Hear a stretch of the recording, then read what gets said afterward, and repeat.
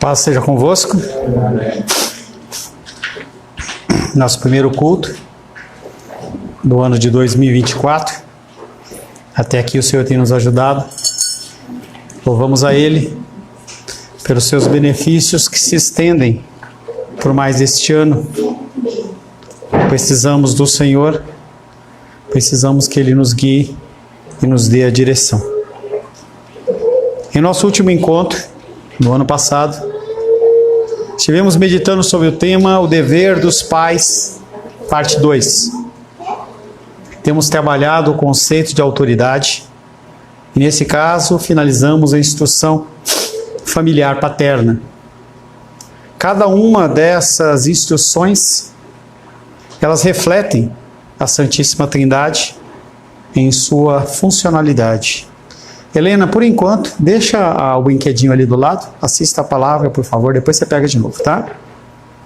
O texto que nós meditamos nesse culto foi Efésios capítulo 6, verso 4, que disse: Vós, pais, não provoqueis vossos filhos a ira, mas criai-os na disciplina e na admoestação do Senhor. A instrução através do exemplo não humano, mas divino, é uma grande parte importante da instrução das Sagradas Escrituras. Como pais podem educar os filhos? Só há uma forma, segundo as Escrituras, através de uma vida segundo as ordenanças de Deus. Os filhos têm que ver os pais vivendo e agindo dentro de uma realidade, porque se eles não verem, eles não vão imitar, eles não vão copiar, eles vão procurar qualquer tipo de instrução diferente daquela que tem em casa. O básico é o ordenado, é o que nós temos falado. Você não tem que inventar nada, não tem que criar uma adoração extravagante, você não tem que ser o super pai, a super mãe, o super marido, a super mulher, mas você tem que ser uma pessoa que faz as coisas que o Senhor fala para você fazer. Vamos passar então para um outro nível, um outro tipo de obediência. Quero convidar você a abrir a palavra de Deus no livro de Efésios. Efésios capítulo 6. Efésios capítulo 6, nós vamos ler o verso 5 até o 9. Efésios capítulo 6, versos 5 a 9.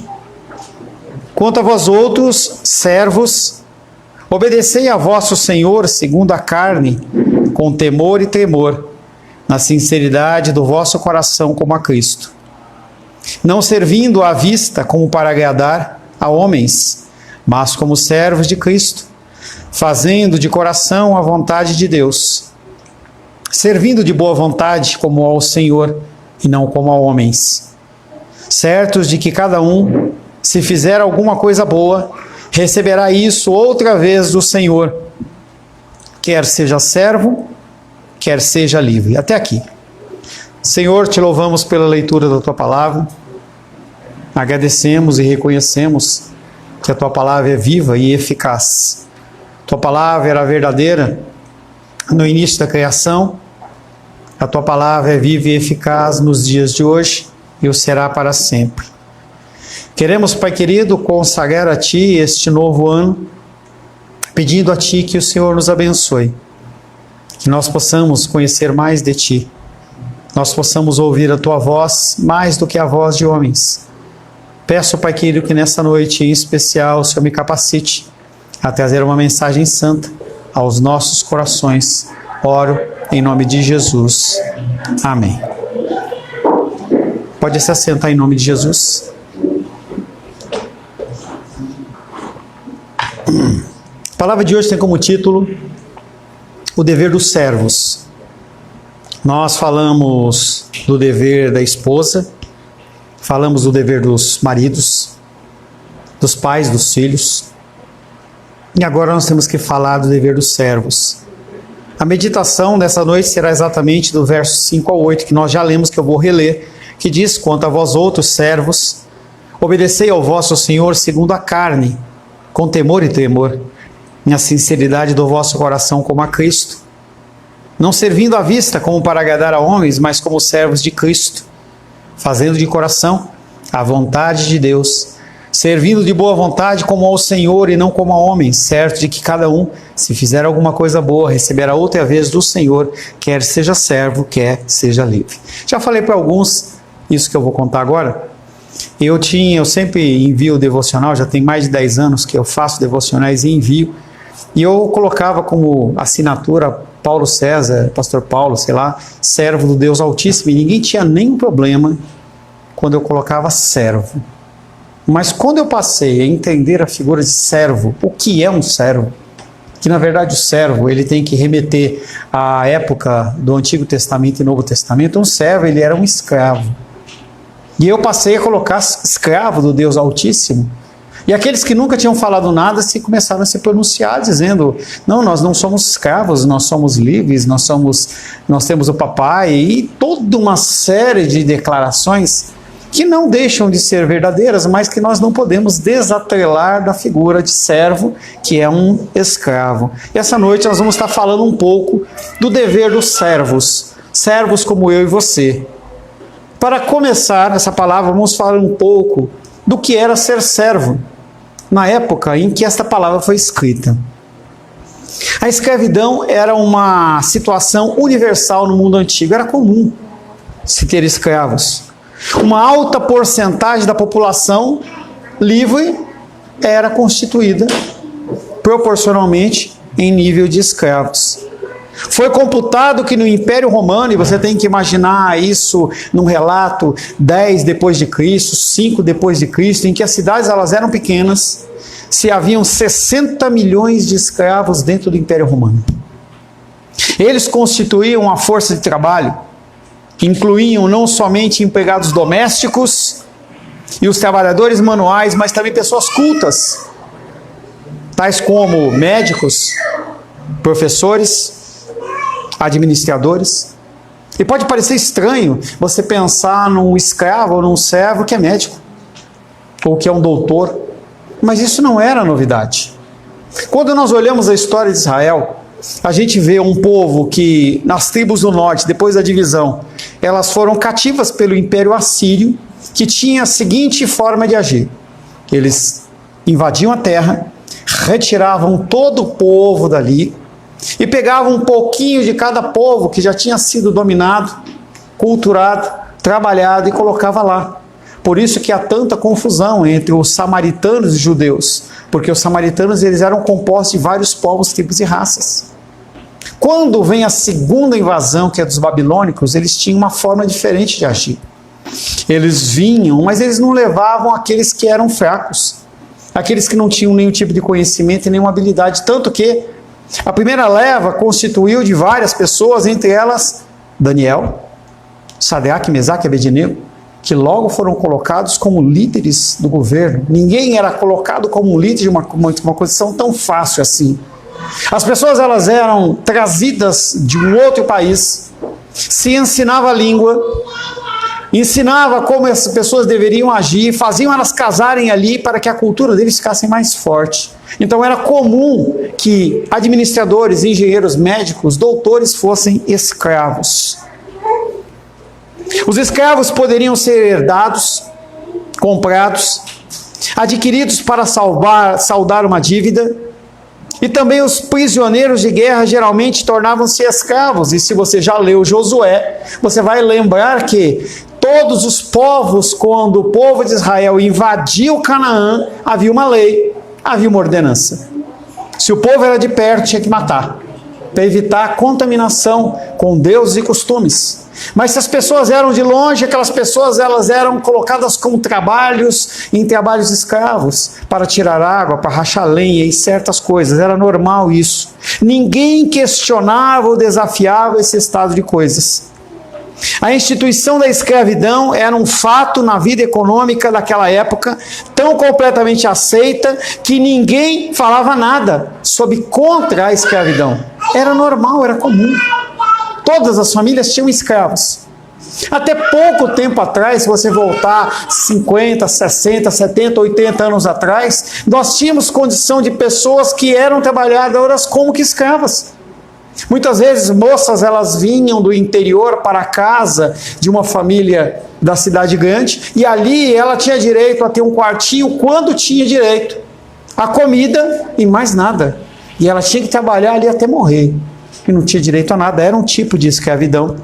Essa aceitação do sistema de escravidão sem questioná-la explica porque Platão, o grande filósofo grego, no seu plano da vida virtuosa, ele falava que os escravos eram pessoas normais, faziam parte já se colocava a escravidão, os escravos, como pessoas que faziam parte dentro da sociedade. Para nós, que vivemos em países em que a escravidão tem sido abolida, não foi totalmente abolida, é difícil conceber como a possessão de um ser humano por outro pode ser tolerada dessa maneira. Então, quando nós olhamos no nosso nível de Brasil, e a gente sabe que a população negra, ela sofre racismo. E aí a gente vê em alguns países como os Estados Unidos, em que a escravatura foi muito mais forte por muito mais tempo, as pessoas elas ainda acham errado você ter um negro dentro do mesmo ônibus ou tomando da mesma água. Comentei com vocês há uns cultos atrás, uns meses atrás, que o líder da Igreja Batista da região oeste dos Estados Unidos, ele é um capitão, um chefe da Ku Klux Klan. Então a gente começa a olhar para essas coisas e parece que não é compreensível a gente imaginar a figura de um servo, de uma pessoa sendo escrava dessa maneira. É até mais difícil compreender como os escravos podem ter sido considerados como objetos mais do que pessoas.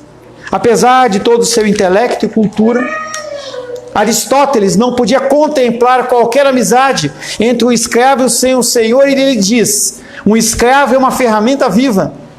Da mesma maneira que um martelo, que um machado, ele é uma ferramenta que pode até ter alma, mas que é apenas um instrumento, mais nada que isso. Essa desumanização dos escravos na mente pública era espelhada na antiga legislação romana. Legalmente, eles eram apenas bens móveis, sem direitos, aos quais o senhor podia fazer o que quisesse. Até pouco tempo atrás, no máximo 8 anos, talvez um pouco menos, animais eles tinham donos. Hoje não se tem dono, se tem tutores. O animal ele já não é mais considerado, até a efeito de imposto de renda, ele não é um bem semovente. Se tiver uma separação entre um casal, se disputa quem vai ficar com o bichinho, com o pet. Então a gente vê essa condição de que os animais eles vêm transitando para até uma condição de até de humanização, mas naquela época eram todos objetos. O Estado romano deixava o problema da disciplina dos escravos na mão dos seus donos.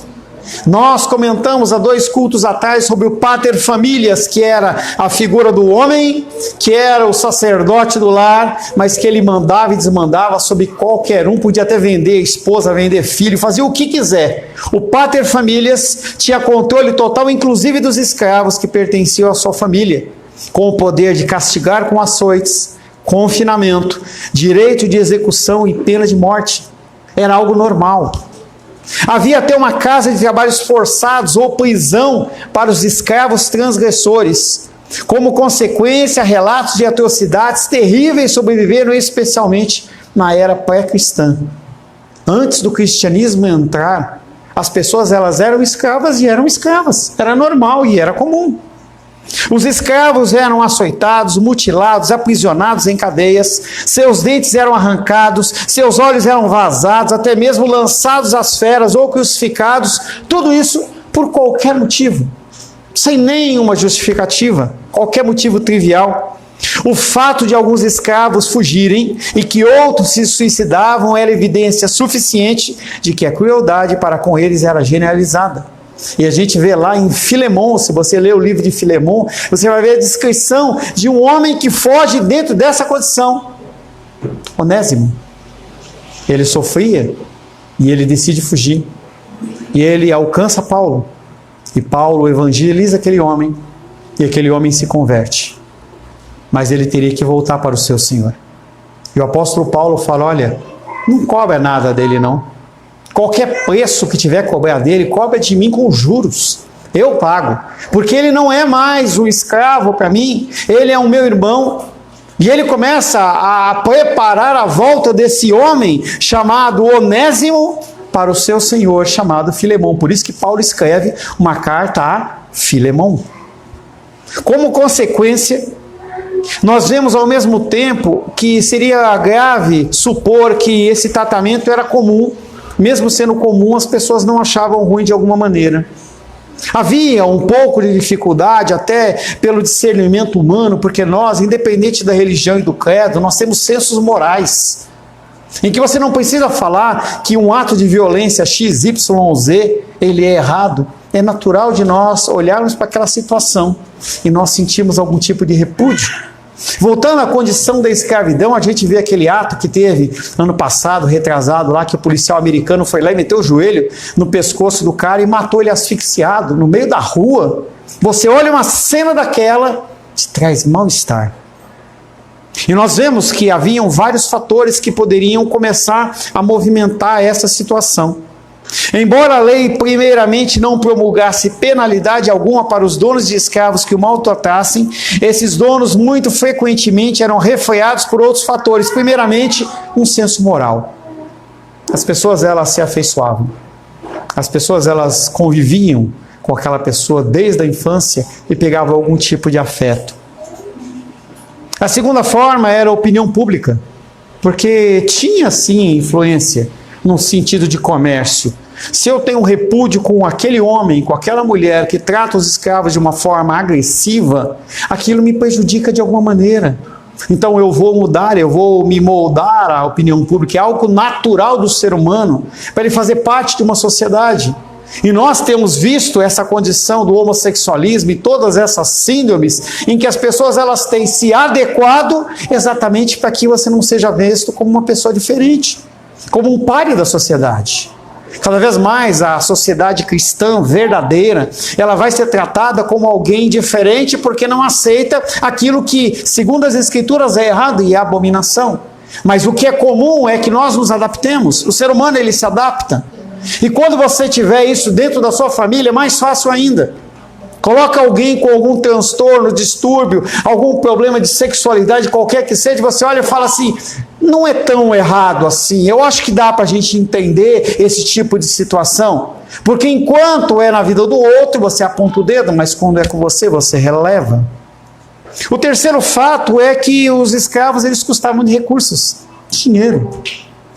A não ser que tivesse sido herdado, a não ser que tivesse sido gerado na sua casa, aqueles homens e mulheres, eles tinham comprado por muita soma, porque era uma força de trabalho, como você comprar um carro, comprar um trator ou qualquer outra ferramenta. Então as pessoas elas pensavam muito em relação a esse gasto. O simples fato de assim ter feito indica que eram membros aceitos da comunidade, porque Paulo, ele olhava para aquela sociedade contaminada, mas ele estava trazendo uma nova sociedade. Quando nós falamos do papel do homem e da mulher, a gente via Paulo falando, olha, marido, você não é dono do seu corpo. Mulher, você não é dono do seu corpo. E aquilo era chocante dentro daquela comunidade. E o apóstolo Paulo começa a pregar, inclusive, para escravos, e ele escreve para escravos, e ele fala de escravos. Isso começa a mexer.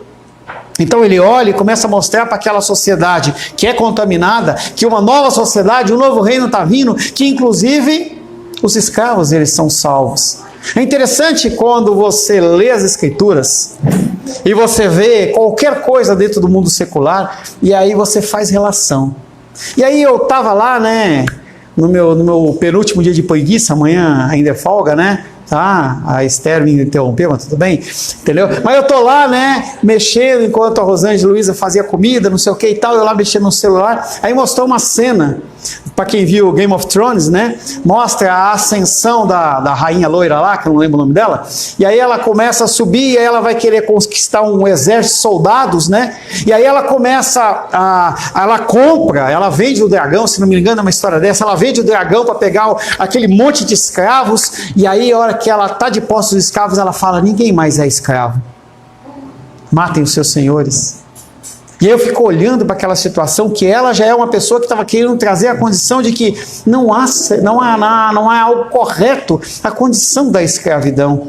Mesmo num filme de Game of Thrones, entendeu? Você vê situações como essa que nós estamos vendo aqui. Se os filhos devem obedecer aos pais, os escravos devem obedecer aos seus senhores, segundo a carne, não só em pensamento, mas nas suas ações.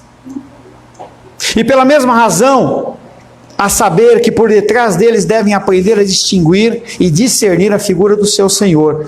O homem ama a sua esposa por causa do Senhor. O marido, a esposa ama o seu marido por causa do Senhor. O pai ensina o filho por causa do Senhor. O filho obedece o pai por causa do Senhor. E o servo, o escravo, que conhece o Evangelho, vai começar a servir dentro de todo esse contexto que eu falei, de pancada, de agressão, de violência, de açoite. Aí você começa a perceber como o cristianismo no Novo Testamento ele não tem nada de light. Porque ele está falando para esses homens, por isso que eu fiz esse relato para você, que sofriam esse tipo de agressão, e fala assim: sejam servos desses homens como ao Senhor. E aí ele vem falando, citando a figura do Senhor, e ele fala, nos 4 versículos, ele fala que Jesus Cristo devem ser obedientes como a Cristo, comportar-se como servo de Cristo, prestar serviço como ao Senhor, não como a homens, sabendo que receberão outra vez o bem, outra vez do Senhor. E ele vem citando exatamente para enfatizar essa condição de que independente de quem está sobre você, você tem que ser servo como ao Senhor. A figura do cristocêntrico dentro da sociedade ali não existia. Paulo está começando a mostrar, e essa instituição é muito forte. Talvez não seja forte para mim e para você, porque nós vivemos num ambiente de liberdade. A perspectiva do escravo se alterou e os seus horizontes eles se alargaram. Aqueles homens que eram escravos fisicamente, eles passaram a ser livres em Cristo. Ninguém pode aprisionar a sua mente. Ninguém pode aprisionar o que passa aqui dentro. Pode-se açoitar o seu físico. Por isso que o Senhor, quando ele vem lá nas parábolas, ele vem falando assim: olha, não fique angustiado pelo que comer e beber. Não se preocupa com aquela pessoa que pode afligir o seu corpo, mas se preocupa com aquele que pode sugar e retirar a tua alma. Pessoas que tiram muito mais de você do que o teu emocional, do que o seu físico, mas que acabam com a sua vida. Suas tarefas neste mundo foram absorvidas numa preocupação mais alta, a saber, a vontade de Deus. Está tudo muito lindo e maravilhoso, porque nós estamos falando na escravidão, que não existe na minha vida e na sua vida. Mas agora, como toda palavra, a gente tem que virar o cano da arma para o nosso lado, né? E essa é a hora da gente virar para o nosso lado o que essa palavra quer dizer em relação a nós. Exatamente o mesmo princípio pode e deve ser aplicado para cristãos contemporâneos como eu e você, seja em relação ao nosso trabalho, seja em relação ao nosso emprego. Nossa grande necessidade é a clareza de visão que nós temos que ver de que cada atividade que nós executarmos, ela tem que ser feita como ao Senhor, independente do que quer que seja.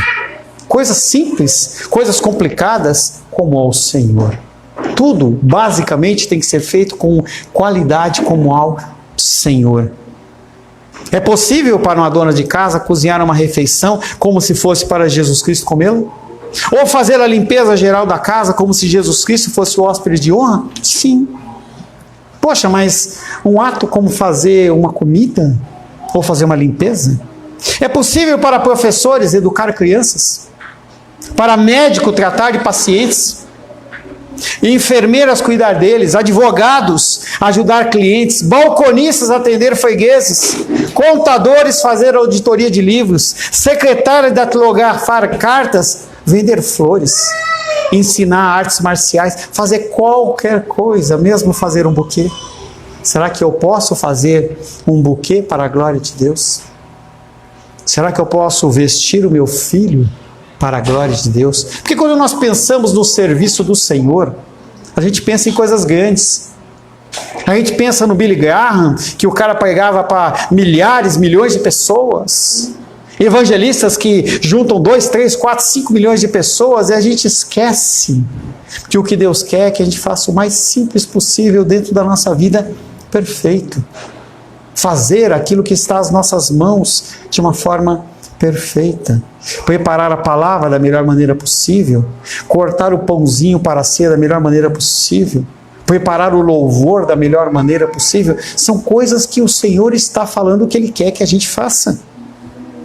Pode mesmo ser dito com relação às massas de trabalhadores industriais, nas rotinas fatigantes em operar as máquinas, ou aos mineiros que têm que trabalhar debaixo da terra, sim. Não quer dizer que a gente pode justificar o maltrato por causa da presença do Senhor. Negativo. As situações e as condições elas têm que ser feitas da melhor maneira possível. Mas diante da situação que Deus impõe a você, no dia de hoje, você tem que fazer as coisas como ao Senhor. A presença de Cristo numa mina, na fábrica, certamente não é desculpa para más condições. Pelo contrário, deve ser um incentivo para melhorá-las. Ao mesmo tempo, sua situação está longe de ser tão ruim como a escravidão no Império Romano. E aí a gente olha a situação que nós passamos, e aí eu recebo ligações de vocês, como eu também faço para pastores. Por que eu estou passando por isso? E na verdade a gente não sabe o que é sofrer. A gente não sabe o que é a dificuldade. Eu vi uma vez uma pessoa falar isso, sempre eu brinco às vezes com a Rosângela, com a Luísa. Poxa, eu estou morrendo de fome. A gente não sabe o que é ter fome. A gente está acostumado a comer de manhã, de tarde, de noite. Mas as pessoas que não têm o que comer, elas estão acostumadas com isso. Elas estão acostumadas a não ter. Por isso a gente acha que é normal. E o Senhor vem falando que essa condição não é normal, é anormal. Nós somos abençoados. Nós estamos começando esse ano de 2024 novamente nesse lugar pequenininho, talvez não seja tão confortável como você mereça, mas nós estamos aqui com ventilador, com água, com um banco para você sentar. Nós viemos para cá de automóvel, estamos com saúde, e nós temos que olhar para essas situações e glorificar ao Senhor. Por isso que eu falei, nós vamos começar a introduzir, no fim da abertura, a oração da gratidão, e no início do louvor, a oração de arrependimento, porque nós temos que nos arrepender pelo nosso mau coração. Os escravos romanos, eles ouviam Paulo e ouviam falar, sejam servos, sejam obedientes como ao Senhor. Uma vez que os escravos cristãos entendessem claramente que a sua responsabilidade primária era servir ao Senhor Jesus Cristo, o seu serviço aos seus senhores terrestres se tornaria exemplar. Quando você entender que as coisas que Deus coloca na sua mão para você fazer é um ato de glorificação ao Senhor, você vai fazer melhor. Eu lembro que no fim da vida da titia, ela morando ainda em casa, foi um tempo bem difícil em casa, porque ela era muito dependente e ela estava começando a perder contato das faculdades mentais. E ela era um caos em casa. E eu não tinha uma noite que eu não me arrependia diante de Deus. Falei assim, Deus, eu fui grosseiro aqui. Eu fui mal ali. E eu sempre falei para vocês, a última conversa que eu tive com a titia, que sempre cuidou de mim, sempre me amou acima da própria vida dela, foi eu brigando com ela, porque ela tinha dado um surto na casa lá e deu uns tapas na enfermeira, e eu tinha que ser o mal, mas eu não tive uma última conversa de amor com ela. Então nós temos que tentar fazer o melhor possível o que tiver nas nossas mãos para ser feito. Uma vez que os cristãos, escravos cristãos, entendessem claramente que a sua responsabilidade primária era servir ao Senhor, o seu serviço ao Senhor se tornaria exemplar. Primeiramente seriam respeitosos, obedecendo-lhes com temor e temor, verso 5. Que dá a entender não uma servilidade agachada, eu não sirvo porque eu tenho que servir, mas eu sirvo porque eu reconheço o Senhor Jesus Cristo nessa ação como representante, como meu dono, como meu Senhor. Esse fato fica claro não somente nos contextos usuais da expressão temor e tremor. Ele fala que nós temos que ser servos em temor e tremor. Não é medo. É você tremer sabendo que você está diante do Senhor. É você, quando estiver entregando a sua oferta, você saber que você está entregando ao Senhor. Oferta de qualquer coisa. De tempo, de adoração, de louvor, de oração, o que quer que seja. É Deus recebendo. Hoje entrou no meu zap uma pergunta interessante. Eu nunca tinha recebido essa pergunta. E o cara perguntou assim: Pastor Paulo, que eu dou aula de distúrbios da sexualidade na faculdade, né? Pastor Paulo, eu preciso que o senhor me ajude. Eu quero saber uma definição do ato sexual conjugal, segundo a aliança, segundo o padrão da família teocrática, em uma frase, com começo, meio e fim. Eu falei, esse cara... E eu fiquei meditando, né? Eu falei assim, olha, cara, nunca pensei nisso, mas eu acho que talvez seja... O ato sexual é o maior ato de glorificação que um casal pode oferecer a Deus. Dentro de um casamento aliançado e segundo a licitude que o Senhor determina como tal. Ele não me respondeu ainda, mas é uma coisa a se pensar. Quando você entende que você está servindo ao Senhor, você age com temor e tremor. Depois esses servos obedeceriam na singeleza do vosso coração, do seu próprio coração, com integridade, sinceridade, sem hipocrisia e sem segundas intenções. Eu faço não para receber algo. Eu não vou para a igreja, para a campanha, porque eu quero receber a bênção XYZ. E hoje, nessa semana e nas próximas, a gente vai ver muitas igrejas fazendo a campanha de 2024, como se a gente pudesse fazer algum plano à parte do Senhor. E aí você, como que coloca aos pés do Senhor, não aquilo que você deseja, que é lícito, mas como se fosse uma moeda de troca, em que eu vou fazer uma campanha, vi hoje num culto, uma campanha, porque aí Deus ele vai ter que abençoar, e eu fico olhando isso e falo assim, que Deus é esse? Esses servos seriam conscienciosos, ou seja, eles teriam consciência. Eles não serviriam apenas na frente, quando o chefe estivesse olhando, a fim de procurar lisonjeá-lo como servos de Cristo, eles fariam de uma maneira diferente. Lucas 12, 37.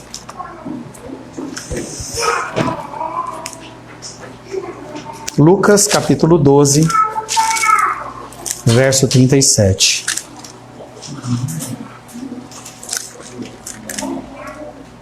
Lucas 12, 37, diz assim: Bem-aventurado aqueles servos a quem o Senhor, quando vier, os encontre vigilantes. Em verdade vos afirmo que ele há de cingir-se, dar-lhes lugar à mesa e, aproximando-se, os servirá. Você está vigilante? Você está pronto? Quarto, o trabalho do servo se tornaria disposto e de boa vontade, ao invés de relutante ou de má vontade, porque estariam conscientemente fazendo a vontade de Deus e a fariam de coração e de boa vontade. E aí a gente estava aqui no começo do culto, acho que a Rayane falou, acho que a Esther falou também, a Manu, a Helena falou assim, eu quero ir para casa, eu quero ficar na igreja, não quero ir para a igreja, não sei o que e tal. Não tem consciência ainda.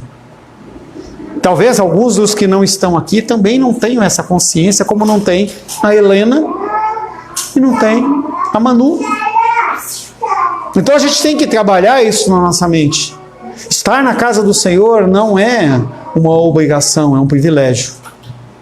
Se a gente pensar no conceito de prisão, sistema prisional, quando um preso está lá com uma sentença de 5 anos, 10, 20, 30, 40 anos, perpétua, sei lá o quê, oferecer um trabalho para ele é um privilégio. Estar na casa do Senhor é um privilégio. Deus ele te resgatou. Você poderia estar aí largado. Estava aqui fora com a Heloísa, aguardando o começo do culto. E aí tinha um grupo aqui de umas 6 pessoas ali, perdidas, fumando, bebendo, falando palavrão. Você olha e fala assim, pessoas perdidas. Deus nos alcança. Deus ele nos resgata. E nós temos que ser gratos por isso. Por isso que essa consciência, ela tem que ser trabalhada nas nossas vidas. Como poderíamos dizer, nosso coração e a nossa alma estariam no serviço. E tudo isso porque sabem que o seu Senhor é também o seu juiz. E que nenhuma obra, seja quem a pratique, quer seja servo, quer seja livre, é deixada em qualquer tempo sem galardão da parte dele. Haverá um dia em que nós vamos estar diante do Senhor. Não estou falando da condição salvífica, já falei bastante sobre isso. As suas obras, elas não fazem você ser salvo. As suas obras atestam que você é salvo. Como você fala, como você age, como você pensa, como você come, como você cuida no seu trabalho, dos bens que Deus te entrega, da sua família. Aí isso vai atestar se você é filho de Deus ou se você é filho do demônio. Ai, pastor, que palavra dura, mas é a realidade. O mundo de Deus é sim, sim, não, não. Ou você é, ou você não é. Eu não gosto desse negócio de que vira ano é ciclo, entendeu? Até a Rô falou ciclo, eu não gosto disso, entendeu? Porque parece que são coisas que são separadas e não são separadas. O mesmo Nicolas, que era em 2023, à meia-noite, ele continua sendo ao meia-noite 1 do janeiro de 24, o primeiro dia. Não mudou nada. O pastor Paulo não mudou nada. A nossa mudança, ela é uma mudança cadenciada a partir da instrução da palavra, da meditação da palavra e da aplicação da palavra das nossas vidas. Por isso que, vai Romanos 2,6. Para a gente finalizar. Romanos 2,6 diz assim. 2,6. Que diz assim que ele... Verso 4, vai. Ou desprezas a riqueza da sua bondade, tolerância e longanimidade, ignorando que a bondade de Deus é que te conduz ao arrependimento? Mas, segundo a tua dureza e coração impenitente, acumulas contra ti mesmo ira para o dia da ira e da revelação do justo juízo de Deus, que retribuirá a cada um, segundo o seu procedimento. A vida eterna aos que, perseverando em fazer o bem, procuram glória, honra e incorruptibilidade, mas ira e indignação aos facciosos que desobedecem à verdade e obedecem à injustiça. 2024 não é um novo ciclo, mas é uma nova oportunidade para você, mais um ano, mais um dia da sua vida, você tentar ser 1% melhor. Procure ser um pouco melhor. Talvez você não aprenda a correr, mas aprenda a engatinhar. Talvez você não consiga escrever, mas aprenda a segurar o lápis. O que Deus espera de nós é simplesmente as coisas mais simples. Olhe para as atividades que Deus coloca na tua mão e tente fazer o melhor. Num dos devocionais do Glória, que eu ouço, né, com a Rosângela, eu acho que o Nicolas ele assiste também com a Aisla, ele fala de um homem que era um sapateiro. Ele chegou acho que ele foi para Lutero e falou assim: como que eu posso ser um bom cristão? E ele falou assim: qual é a sua ocupação? Qual é o seu trabalho? Ele falou assim: eu sou sapateiro. Ele falou assim: você quer ser um bom cristão? Faça os melhores sapatos possíveis dentro da sua mão e você vai ser um bom cristão. Olha que legal. Se você é um vendedor de flores, venda da melhor maneira possível. Faça o melhor arranjo. Se você é uma pessoa que trabalha com qualquer outro tipo de trabalho, comércio, você faz pães, se você faz qualquer coisa, faça o melhor possível para que a pessoa olhe para você e fale assim: essa pessoa é diferente. E talvez essa pessoa chegue para você e pergunte: por que você é desse jeito? E você fala assim: porque eu faço como se estivesse fazendo ao Senhor. Amém, queridos? Senhor Deus, queremos louvar o teu santo nome. Agradecemos, Pai querido, pela tua santa e bendita palavra. Agradecemos, Pai querido, porque o Senhor novamente nos traz a tua palavra. Te louvamos, Pai querido, pela tua benignidade que se renova em mais este ano, em mais este dia. Queremos consagrar a nossa vida, pedindo a Ti que o Senhor nos abençoe, em nome de Jesus. Amém. Graças ao nosso bom, querido e amado Deus.